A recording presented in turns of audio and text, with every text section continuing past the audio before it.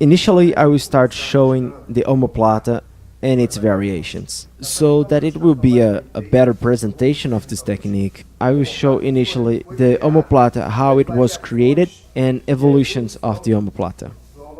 So let's do it.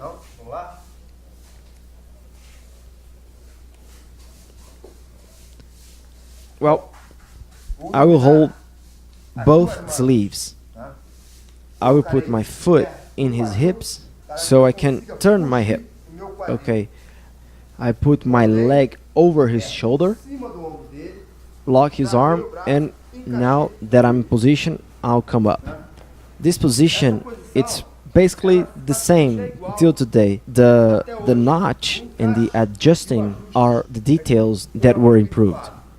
Initially, the omoplata was just this. You would break your leg inside, you'd go up, and would finalize, holding the opponent so he wouldn't roll to the side. This was the movement. Simple and basic. That was it.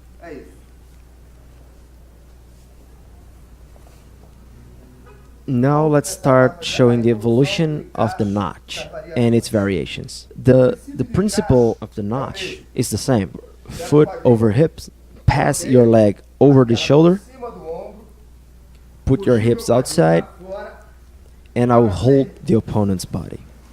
Now I will pull the opponent's gi. Before I go up, I got his jacket. I will pull his lapel out. Usually the lapel would be already out because of the fight moment. Hold the lapel and put your elbow over his body. See? Over his hip. Once you've done that, the movement is the same. But when you go to the submission, I won't go up anymore. I will make the submission going towards his body. Look, the movement is over his shoulder. I move a little bit away from him. I create the right angle for the move. See, just by moving out, it's a little evolution of the position. So by moving away a little bit from him, I have a better position over his shoulder. Now I'll twist my body towards his other shoulder. Okay? So let's do it one more time. Foot over hip. I escape my hip to the side, and I pass my leg over his shoulder. I lock his arm. I came up. Now I'll go straight to hold his body and grab his lapel. Now that I got his lapel, I bring my elbow and close my elbow. Once I've done this, I will proceed with the position. I'll bring my leg inside and I'll come up, twisting my body towards his shoulder. This movement.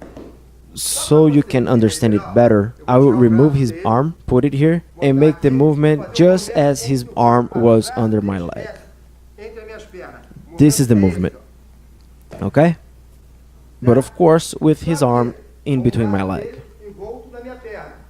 This way, the submission will be much more efficient, and the chances he will counter or escape from this move are very low. The detail is, besides my elbow it's closing his body, the distance between his body and my body after I lock him, because you create the perfect angle so you can twist over his body.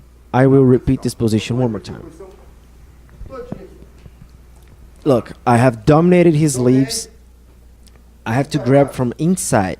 Grabbing from the inside is not allowed, so it has to be to outside, both outside. So, foot over hip. I have locked his arm. Now I'll twist my hip. I pull his arm and pass my leg over his shoulder. Right away, I will sit up. Once I've sit up, I will hold his body and I will go for his lapel. I got it out. Now I'll bring over his back and will close my elbow over his hip. Now I'll make all the movement closing over him.